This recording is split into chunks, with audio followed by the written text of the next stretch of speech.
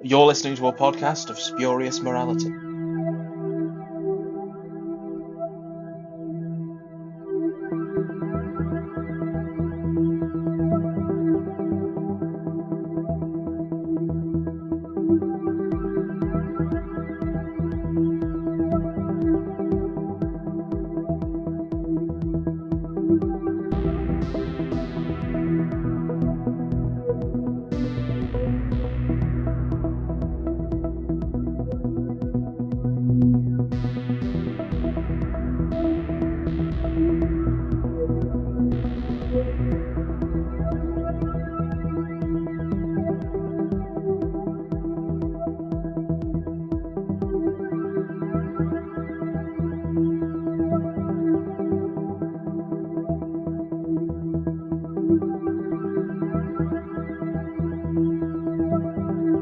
Hello and welcome to a podcast of spurious morality. I'm Johnstone, and with me this week I have Will. Hello, Will.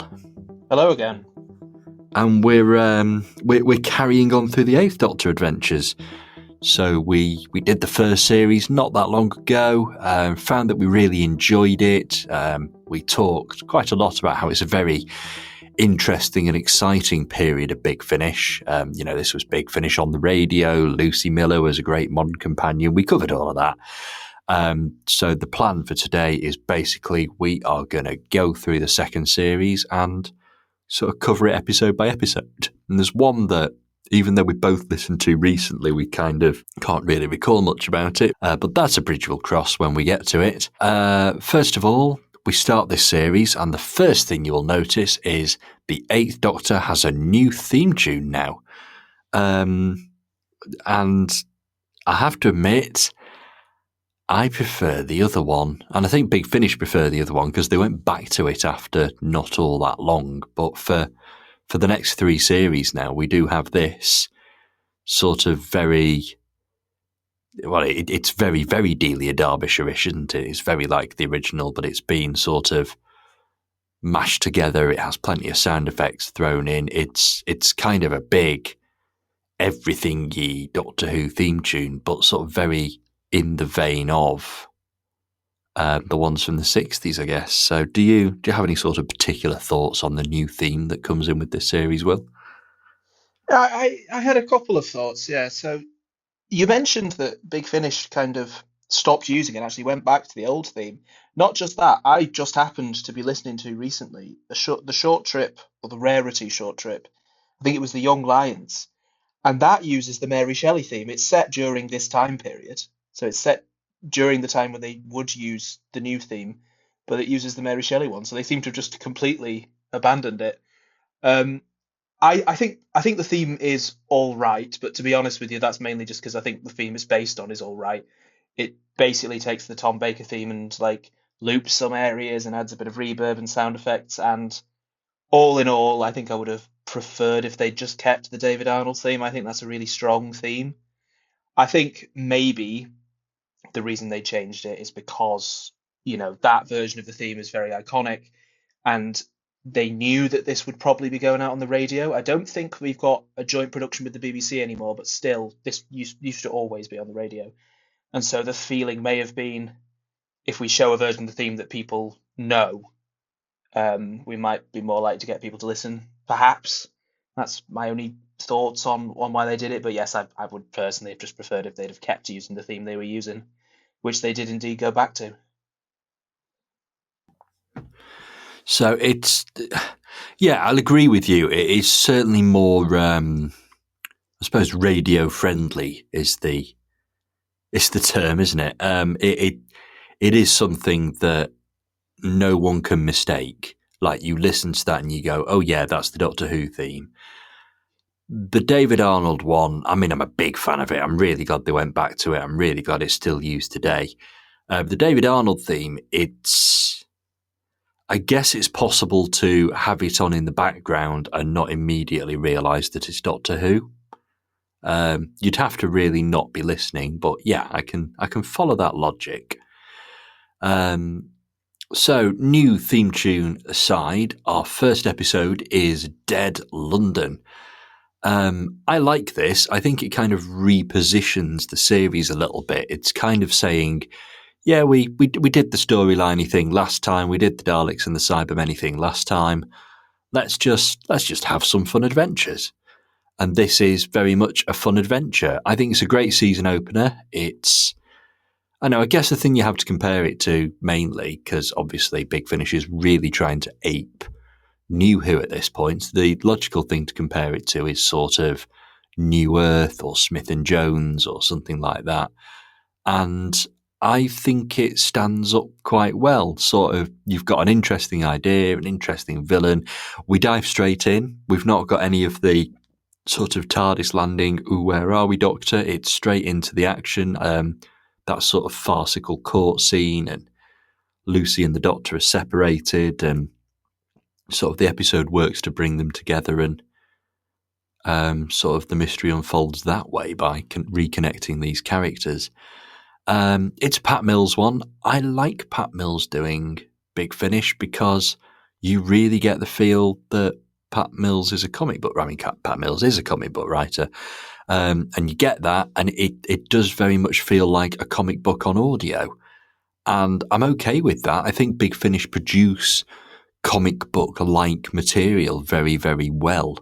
And they have done comic adaptations for both Doctor Who and the Avengers, and it's worked out rather well. So yeah, I thought Pat Mills was a really interesting writer to bring in on this series, and I think we get this sort of, even though it's on audio, very visually striking story, and I find it very easy to picture what's going on with this one. So what about you? Talk to us about Dead London. Yes, Dead London, and it was actually just as you said it that I made the connection that Pat Mills, the writer of this, was the comic book writer. Yes, so um, this series as a whole, as you said, has this feeling of just we've done the introductions, and we're gonna just have a collection of fun adventures, which is something I quite like. Is that sort of middle period where they're just sort of traveling around is quite good. If there's we previously discussed the Valerie Lockwood stuff, and I really loved that, but I could have had like one or two extra stories that were just like fun adventures before they went back to all of the big storyline stuff they were doing. And And all the misery. all of them is I think basically early on they realized how good Safia and Gar wasn't crying, and that was it. But yeah, I like that this series we get a lot of these fun adventures, and I think Dead London is one of them. I think what you said about it being visual, I think that's very true. I think it's very easy to visualize. I thought, and apologies if I end up mispronouncing, Rupert Vansittart does very well here, because I think he plays at least six characters, all under the guise of this larger figure, obviously. But I think he does a very good job. And if there's one thing I noticed on re-listen, because I had previously heard this a few years ago, I found it to be a little bit more rushed. So that's one thing. There were a couple of moments where it maybe could have had a bit more time to breathe, but overall, I think enjoyable. And I like this sort of this world that's created. It's a bit war gamesy in the sense of not necessarily tonally, but you've got this sort of this world made up of these different time zones, which is a just a great idea, and I think quite amusingly at the end, because obviously in the war games, the Second Doctor gives up his life to try and return these people to where they came from. And in this one, we've got people being taken and being placed into this sort of hodgepodge London, and the Eighth Doctor just leaves. He's not doing that again. They can sort that out themselves. So yeah, overall, I think an enjoyable start to the season. And yes, I would say actually, as you mentioned, I do actually quite like that this series just gets straight into it. We don't have an interior TARDIS day scene at the beginning or anything. It just goes dives straight in, which I think serves it quite well. I think what you say about the pacing's quite interesting. Yeah, it's a very, very quick story. It barely stops for breath at any point.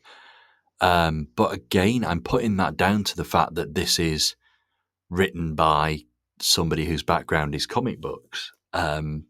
It does have that sort of constant breakneck pace that a comic does.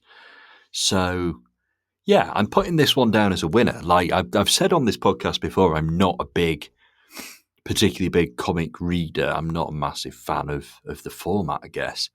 But like as a way of storytelling, I think that does translate well to audio. And I do listen to a lot of audio adaptations of comics. Like there's a company called Graphic Audio who do things they do Marvel comics and they do DC. They've done Batman's and things like that. I think they're really good. But that's a sidestep for another time, probably a coffee bar time. Let's get back That to sounds Doctor like a Who. shout. I've also read some of the old '60s TV comics, and that's certainly something to discuss at some point. All this, They're a bit yes, different to the ADAs, but yeah. yes, I can imagine that. Yes, I think we're just sort of accidentally coming up with new podcast episodes as we do this, aren't we? Yeah, that's it. Yeah, we'll never stop. Well, let's talk about Max Warp because I love Max Warp. I think Max Warp's brilliant. Um, the biggest problem now with Max Warp is we no longer have Top Gear in the form that it was at the time. But if you're watching Top Gear in sort of 2008, this series, I think, Yeah, yeah, yeah, Max Warp is just the perfect parody of what was going on. Like, absolutely spot on. It's so much fun. Um, Top Gear does Agatha Christie in space. Only Doctor Who could pull that off, couldn't it? We've got a wonderful guest cast in this one as well. We've got Tim Brooke Taylor, and he was, just great in absolutely everything. But yeah, this is kind of the fun one. There is sort of a very serious murdery plot going on, as I've said. But that's not the main sort of point of this one. The main point of this one is it's parodying Top Gear and it's having fun doing it. Like what are the characters called? Is it Jeffrey Vantage, O'Reilly, and Timbo the Ferret, or something like that? And you just sort of yeah, think, yeah. yeah, spot on, absolutely great. I have so much fun with this one. I keep going back to it because it's a bit of a guilty pleasure. Like I was well into sort of the Clarkson, Hammond and May Top Gear at the time, and I remember first hearing this one and just thinking, oh, they've got it so right, they've got it spot on. The idea that sort of the Clarkson type character would be furious at being given a female co-host, for example. Fairly certain that that's probably been a debate or a discussion in a production office at some point that's gone exactly the way it did here. Lucy gets to have fun in this one. The Doctor goes into full detective mode. And yeah, it's just fun. Like if Dead London was fun, but Dead London did have a very serious sort of tone to it, that sort of, I guess, a serious comic book tone, whereas this is just sort of all-out parody, which isn't something Doctor Who does very often, but when it does do it, it tends to hit the mark, I think. So yeah, talk to us about Max Warp. Yeah, so as you've already really alluded to, Max Warp is basically like the most 2008 thing ever. I also was watching Top Gear around that time, and I think it really does skewer it quite well. And I think there's lots of these little in jokes and things that are quite fun. And not only actually to Top Gear, but also you've got this tannoy going on throughout that has a bunch of fun little Easter eggs, which I think it's a nice little touch, I think. And yeah, overall, I think you said a lot of the stuff that I would have said. I think it's just a really enjoyable murder mystery, and I think the characters are captured really well. You've mentioned some of the cast. I think we also get, don't we? This in this one we get Graham Garden, who we will be hearing from again in a different role, but also does a great job here. And yeah, Oh, overall, flipping it! I got the wrong. I'm sorry, I haven't a clue. Cast member. I did mean Graham Garden and not Tim Brooke Taylor. I think is Tim There Brooke we go. Taylor also in it? I don't think so. No, Tim Brooke Taylor's No, he's definitely not. in one No. of these though. Yeah, Just not this one. Right, we're looking out yeah, for Tim Brooke Taylor. I'm sure he's going to show up at some point. yeah. Graham Garden, he does do a good Clarkson, and I think I only made a couple of notes while I was listening to these, and they're not particularly useful, but I did note there's a bit at the beginning where the Doctor and Lucy, after the murder has happened, the Doctor just says these are our credentials, with no way of having been able to pick any up, which I think is a fun way of. I think basically he just flashes them the psychic paper, but they couldn't say so. You get a couple of little things like that, because obviously this is supposed to be quite New Who adjacent, but they didn't have the rights to it yet. That was one little observation that I picked up on. So yeah, I think really I'd be echoing a lot of the things that you'd have said already about Max Wolf. Just a fun story. Oh, and I suppose yeah, the one other thing I noticed is uh, one topical reference in particular that people might not get if they're coming back to it now is that it quite heavily references Richard Hammond's Crash from 2007, his near fatal crash, because obviously in this case it appears to be fatal and then ends up not being so. Which I suppose if you're coming in now, you may not realise that it's a reference to that. But yeah, it's I do enjoy this one, and I think it's quite a nice time capsule of when this series came out. I think I've got this one on vinyl as well. This one got a vinyl release, didn't it? Yeah, yeah, Seem to remember. I think it's the only one from this series that did. I think they it was a few, wasn't it? It was like a couple of main ranges and this and some of the Ninth Doctor adventures, and that was kind There's of a it, few I think. fourth Doctor. There's a few Fourth Doctor ones as Oh well. yeah, and I think Dalek Universe as well. I think Yes, yes, I do. I've got the Ninth Doctor, first two series of Ninth Doctor. I've got Dalek Universe. Um, but yeah, Eighth Doctor's fairly underrepresented on vinyl. Oh, Chimes of Midnight. I've got Chimes of Midnight. yeah, I That thought got I a thought very yeah, Chimes limited had one. Yeah, I release. think it was the first one they did with Chimes and spare parts. I think, but we're Yes, digressing again. we are. But, notes, big finish on vinyl as a podcast episode. Um, should actually start writing these down. Um, should we have a look at Brave New Town then? We should, I think, yes. Because it is the next one in the series, so, would be the logical thing to do. Okay, this one's good. Now, when I first heard this one, I had absolutely no idea about the sort of monster reveal. With it being Autons, it's an Auton story. So it genuinely sort of, back in 2008, it genuinely kind of got me, like surprised me a bit, like, oh, nice.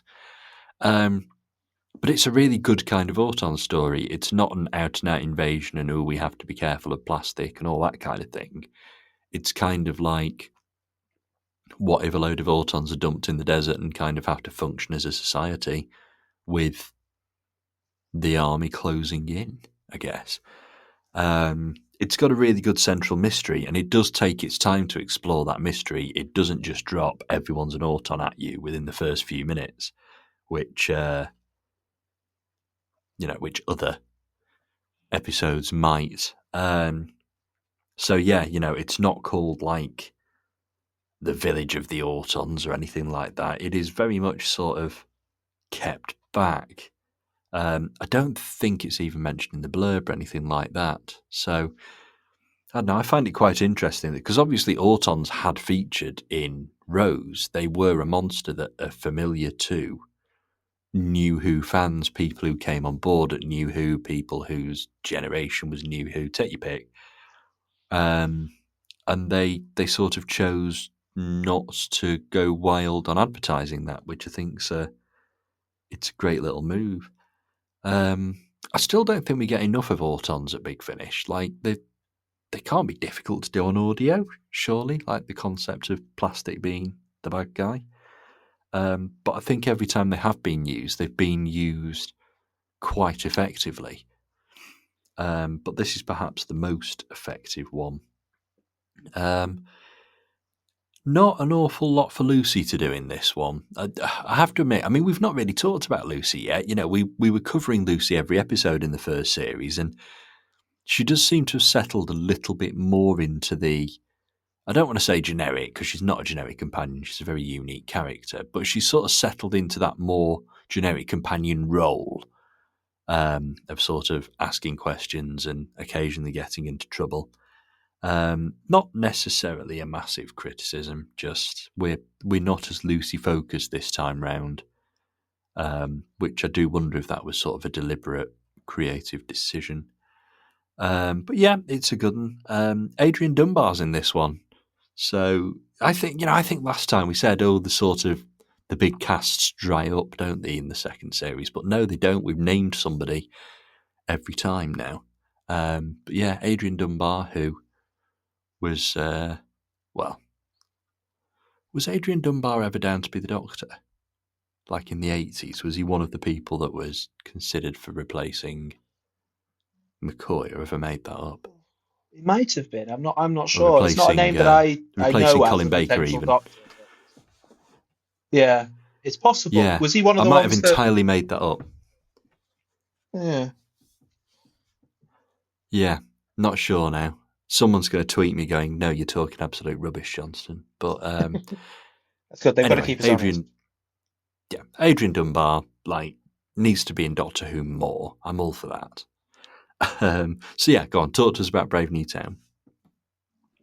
Yeah. So going in, I had high hopes for it because, as I mentioned last time, my favourite episode from the previous series was Immortal Beloved, and this is by Jonathan Clements as well. It's the same writer, and yeah, I did really like this. I am trying to rack my brains about when I first heard this a couple of years ago now.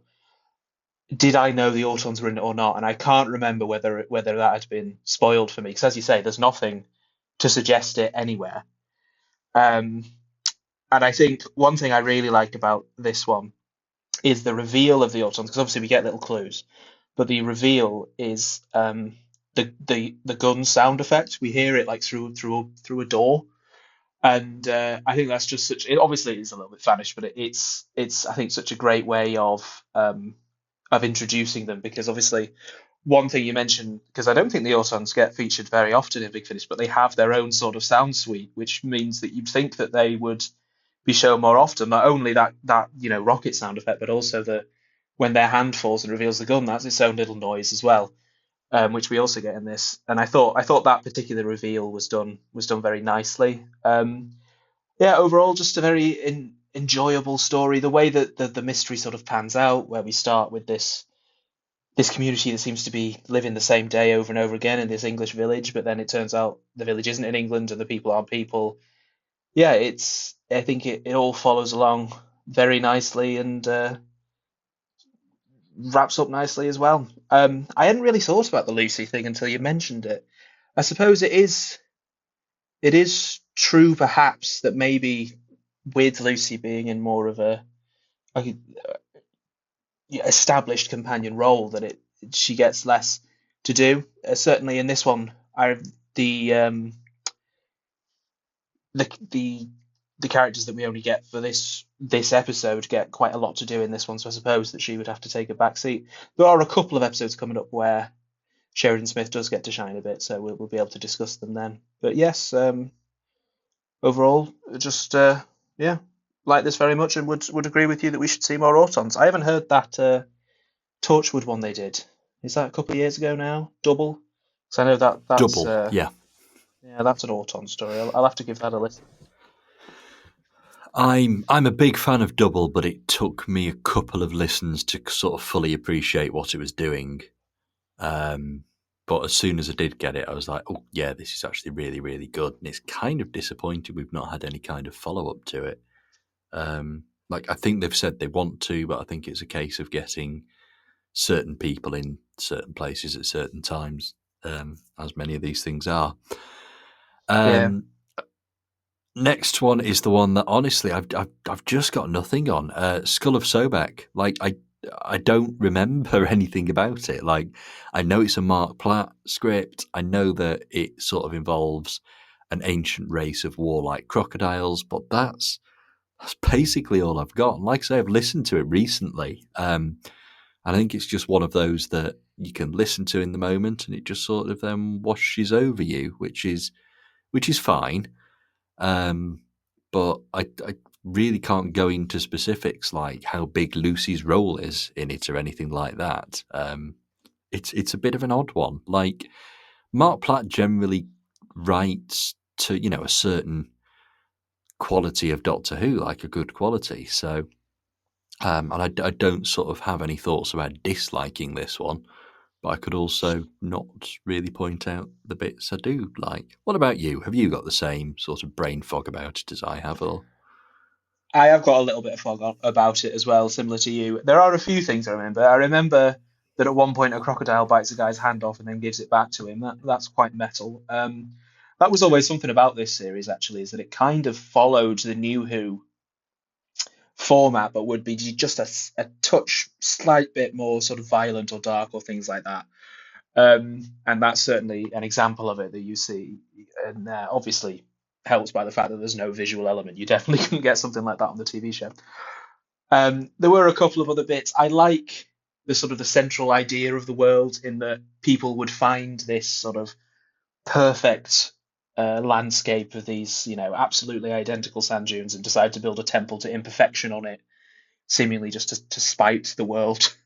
Is quite a nice idea. And there's a nice bit because this whole thing is essentially a this generation spanning war between a father and a son, and I think there's quite a nice bit towards the end when Lucy and the Doctor are being forced to fight, and this father and son who apparently hate each other, are mortal enemies, and things start just buddy up and start having a chat while their champions fight, and I think it does sort of play to this idea of like you know the generals in war who are actually big mates and things like that, and versus the ones who are actually dying and things like that. But overall, I struggle to remember that much about the Skull of Sobek, and certainly that was the case coming re-listening to it.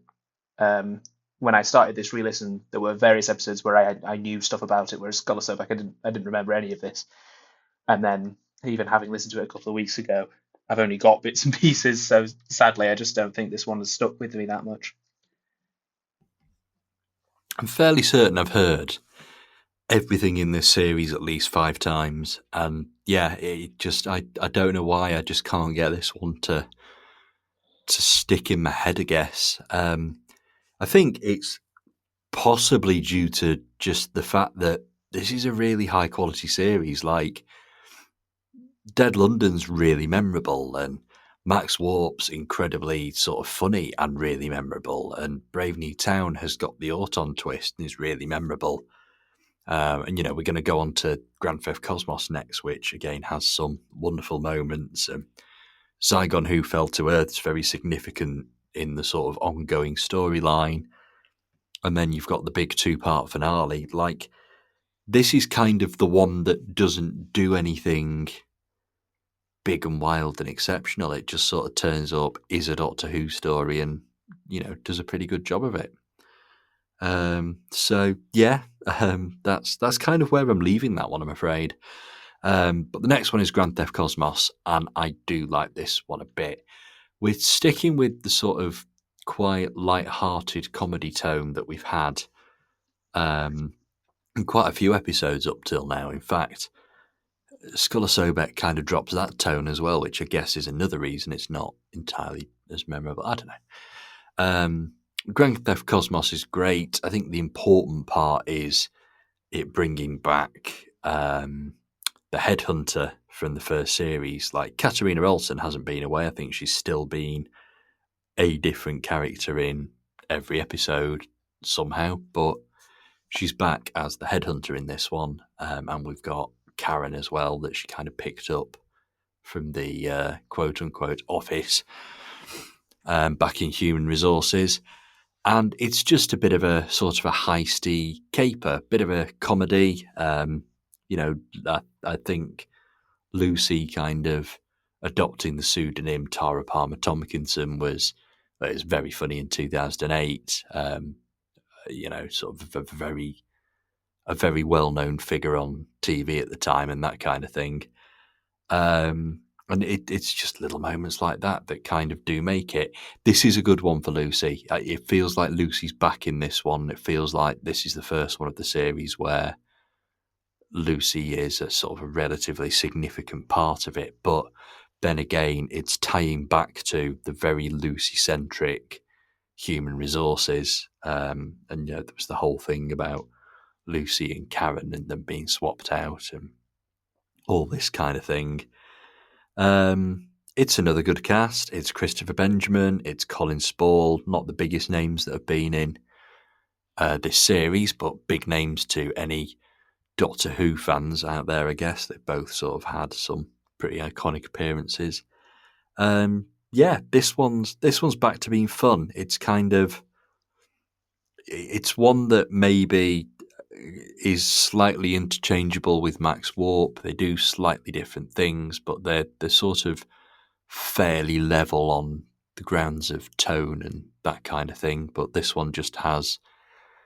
It's not exactly pushing forward any storylines, but it's kind of reminding you that the headhunter is still about and is still going to be significant. And obviously, well, maybe you don't know this because you've not heard it, have you? But in the third series, she does become slightly more important again in terms of what's going on.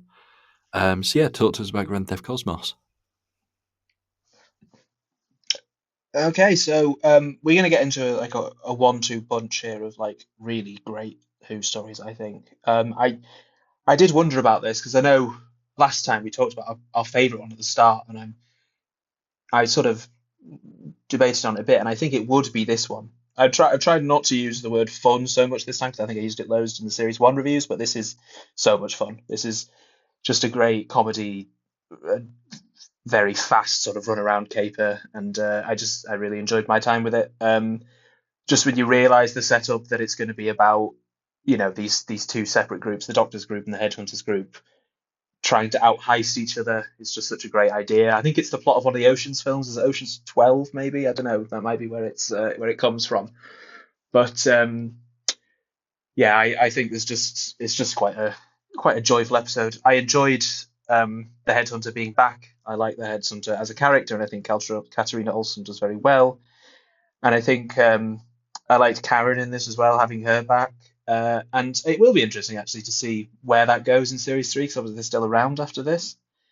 And yeah, I did notice that Katarina Olsen is in every episode of this series, which I didn't know if it was like a Susan Twist thing or something like that, or if it was just that she's a very good, very dependable voice actor. I don't know, but yeah, that was an odd thing because there wasn't. I was kind of expecting, to get to Vengeance of Morbius and we'll suddenly discover, this huge twist.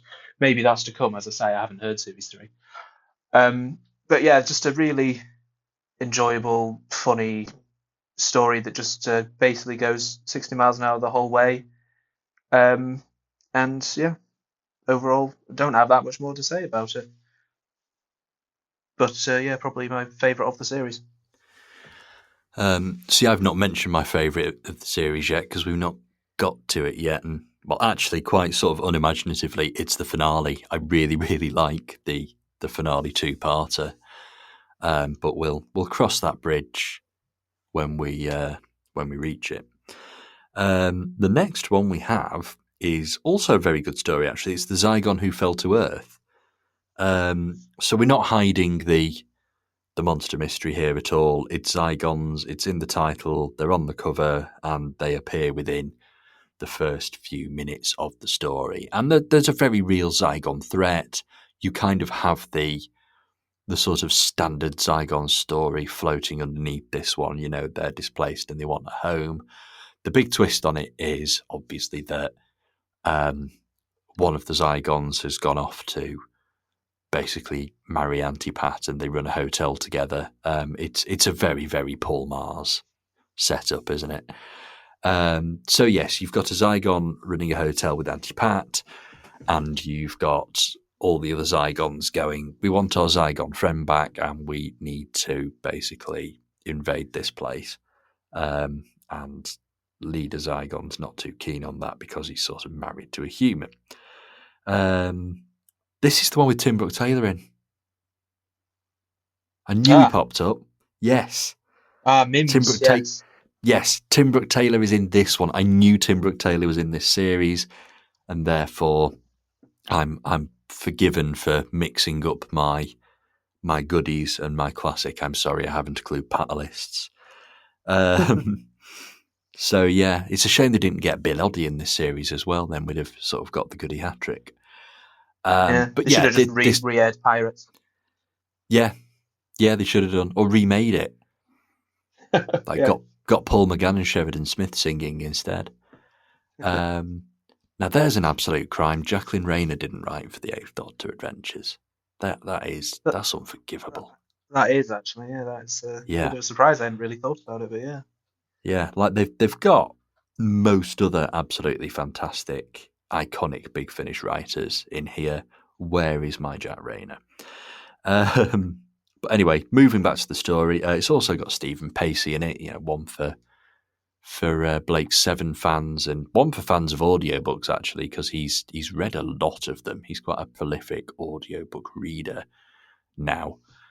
Um, I have a lot of fun with this one. It is very serious. It sort of takes a twist, has quite a dark ending, and sort of sows the seeds for the Doctor and Lucy falling out, which is kind of important moving down the line a bit. But it, it's it's sort of a very significant story in this series, and I think the Eighth Doctor. We get to see a bit of the darker side of the Eighth Doctor. Like obviously, as the Eighth Doctor heads towards the Time War, his character gets darker and darker and darker, and we see it in Dark Eyes and Doom Coalition and all of that. But yeah, maybe the Doctor not being honest with Lucy here is arguably the first sign of our slightly darker Eighth Doctor starting to creep in. Um, Bear in mind, it's not too far in the future after this that he's all leather jackets and shorter hair and less tiggery. Um, but yeah, it's an important story in the run. It's a very very good story. It picks up some stuff left behind in Horror of Glam Rock, and it sets up far more. Like I say, the sort of biggest twist in it is that it does have quite a dark ending. It never sets it up as a particularly light story, never sets itself up as a particularly light story, but it definitely takes a dark turn towards the end. Um, yeah, I enjoy this one. What do you think? No, I agree. I think this is a good one. I think, in fact, it was probably when I was deciding what's my favorite, it was between this and Grand Theft Cosmos. I like in this one that just it's just a like a big collection of twists. Really, we get that Antipa's married a Zygon, and then she knows that she married a Zygon, and then Antipat dies, which is obviously the big one there. Which is if there was one thing you could be pretty sure of, it would be that she'd make it through, given that we know that she's around later. But actually, no. Paul Mars does a big twist on us, and Antipat's been a Zygon throughout all of Lucy's life, basically. It's yeah, as you mentioned, there's some nice emotional stuff in this. There is also some humor, especially around the Zygons themselves. There are some quite funny scenes there. Um, I didn't mention you briefly mentioned that Sheridan Smith was very good in the last episode. I think she also gets some funny stuff to do here when she's very obviously been taken over by is actually a Zygon duplicate. I guess at the time, it does show off her comedy chops because at the time Sheridan Smith probably would have been known as a comedy actor because of her sitcom work and things like that. Whereas now, obviously, she's done loads of drama stuff and everything like that. Yeah, I think it hits a lot of great emotional beats. This one and is a really nice follow up sort of second act in this sort of anti-Pat story. Um, Quite amusing at the beginning because obviously in Horror of Glam Rock, um, Lucy sort of puts her foot in it and says that Antipat is like nothing, um, without really thinking about it. And then in this one, literally in like the first 5 minutes, she does it again and says like, "Oh no, you don't have any of this in the future." It's quite a funny sort of callback. So yeah, be interesting because I said I have heard four, but not series four, but not series three. But actually, I haven't heard the first two episodes of series four. So I haven't heard Death in Blackpool, and I am interested in hearing that sort of third part, I guess, to this anti-pat stuff, unless there's another anti-pat one in the middle that I didn't know about. Although I note that I didn't know until I was sort of looking over them for this that Paul Mars didn't write all three. The third one I think is Alan Barnes, so that'd be a bit of an interesting thing to see where that gets taken. But yeah, good story. One of my favourites so far from these first two series. Yeah, it has to be said. I mean, I won't go into it too much because, we're going to get to it in what we're doing. But Death in Blackpool's definitely a bit of a gear shift with the anti-pat stuff. It sort of changes things up quite a lot. It's definitely not a sort of a Paul Mars setup. It's a very, very different kind of story and a very different situation that Lucy and Antipat are put in. But you've not heard it, have you, Death in Blackpool? So Now, I'll so shut it's up. series three, Death in Blackpool and Situation Vacant are the only ones that I haven't heard. I was saying it's just, I guess, a bit of an odd one, but that's just what happened. The radio happened to be airing Nevermore when I started, so that was where I jumped in. Yeah, I think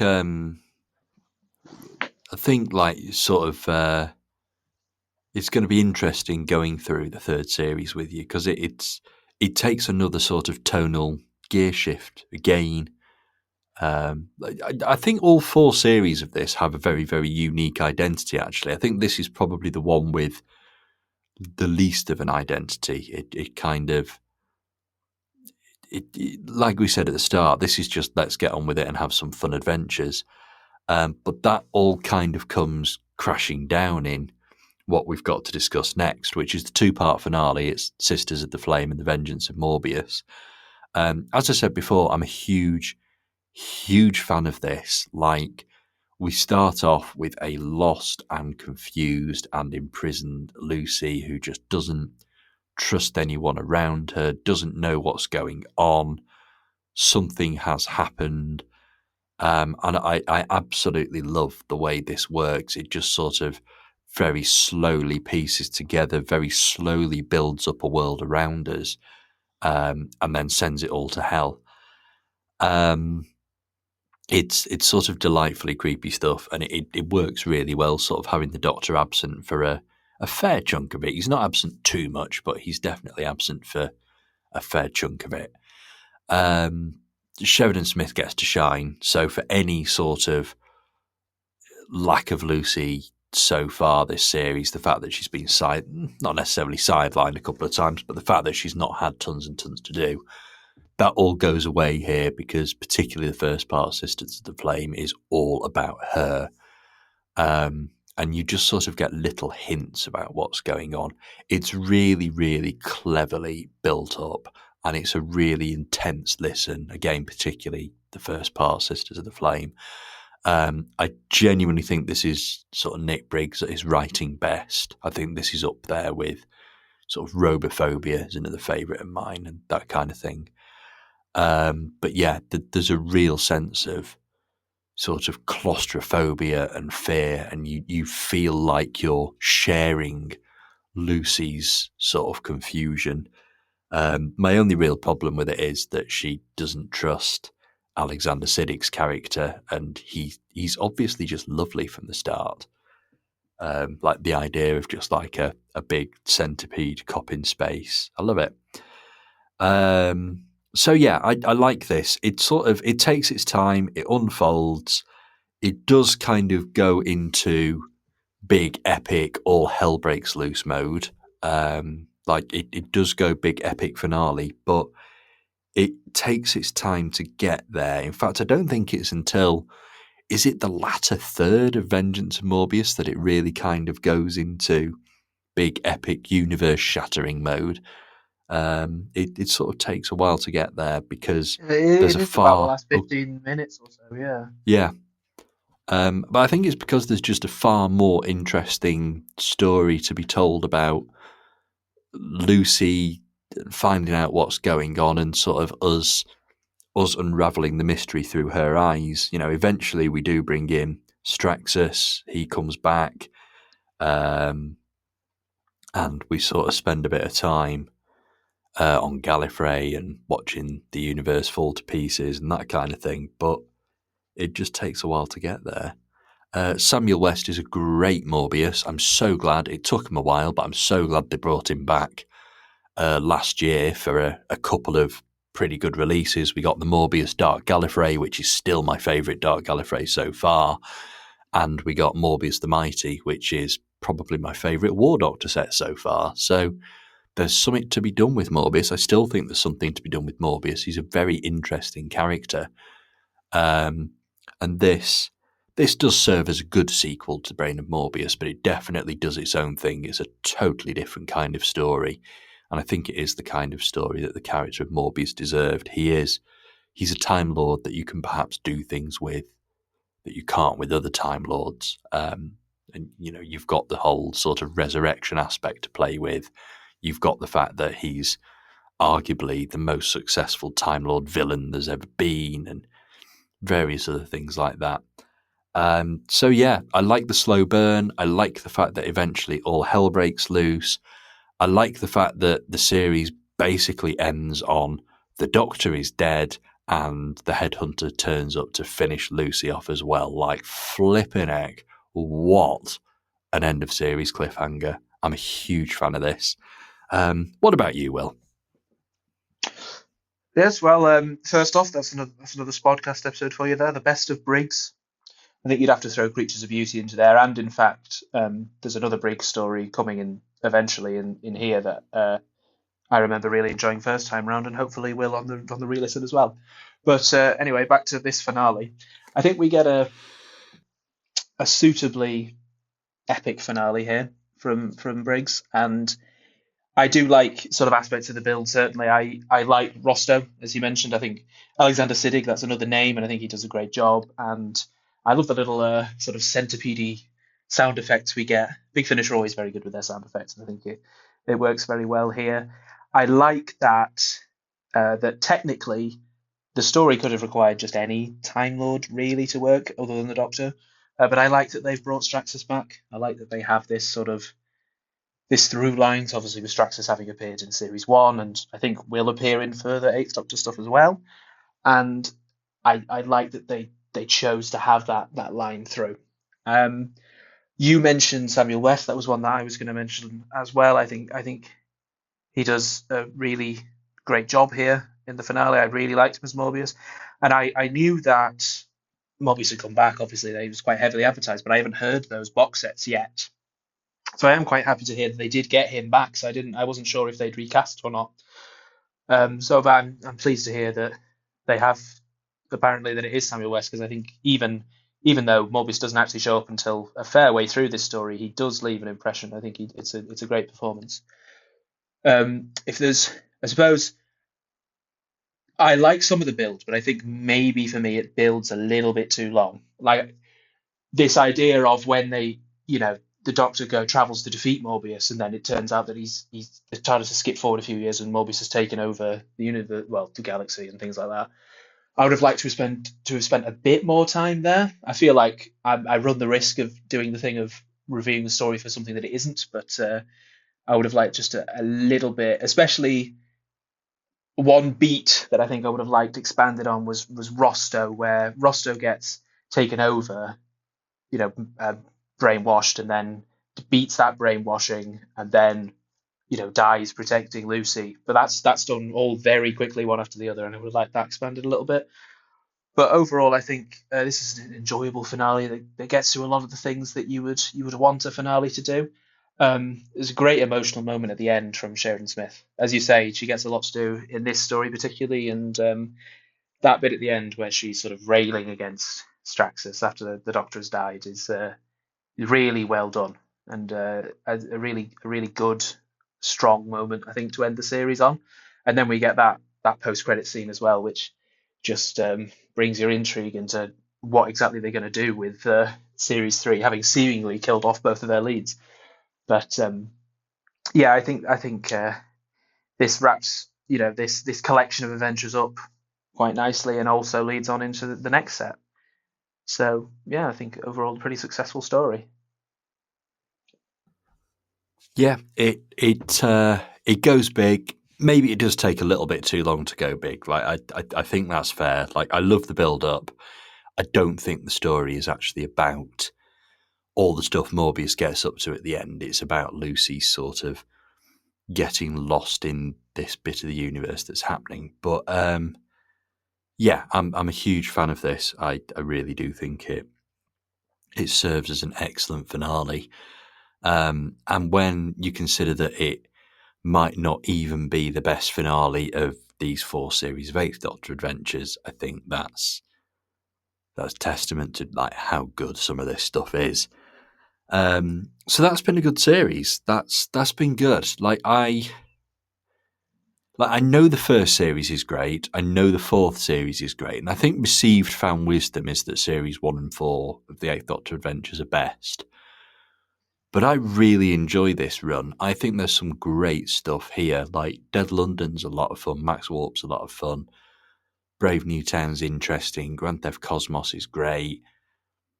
Zygon Who Fell to Earth sort of has some pretty heavy emotional stuff in, and this finale's huge. It really does make a fantastic Doctor Who finale. I genuinely think it's a contender for best as well. I think that sort of that accepted fan wisdom that series 1 and 4 of this are the best might not be true. I've got a soft spot for this one, and I'm a big fan of it. So yeah, that's been a good run. Any sort of final thoughts you want to add on this series at all? I think really just sort of summing up as I said at the beginning, I just like this group of stories. I like this dynamic that they've built up at this point through this collection of stories. I think I might have said this either the last time or in another one of these where similar to like the 7th and Ace and Hex and 6 and Evelyn or 11 and Valerie and things like this. I just like spending time with these characters, and I think these 8 stories are a great way to spend time with these characters, featuring some really great stuff. As I said, of the 2 series we've heard so far in this particular listen through, I'd say Grand Theft Cosmos and Zygon Who Fell to Earth so far would be at the top for me. So yeah, a very successful series, and the next one's going to be very interesting because I haven't heard it before, so that's going to be quite fun to get into. Again, it's a very different series with its own tone. It kind of has, it kind of has a very solid storyline that doesn't particularly run straight through it, but it does. It is there throughout the series. But it's also got like other little bits. Like I think the way they resolve the cliffhanger from the end of this is very clever and not necessarily the end, like the resolution you'd expect. So yeah, I do hope you enjoy it. As soon as you have got it listened to, we'll make a podcast episode about it. Why not? Excellent. But in the meantime, I reckon that's all we've got time for, so we will leave it there. So thank you very much for joining me again to talk about the Eighth Doctor, Will. It was a pleasure. He's definitely a favourite podcast subject, the Eighth Doctor. Like I guess we do talk a lot about Big Finish, and he was Big Finish's current Doctor for a long time, and in some ways still feels like he is Big Finish's current Doctor. I have a lot of fun with the Eighth Doctor, and I especially have a lot of fun with these 4 series of Eighth Doctor adventures. So yeah, we will leave it there, and we'll be back for more Spodcasting very soon. Goodbye now. Ta-ra.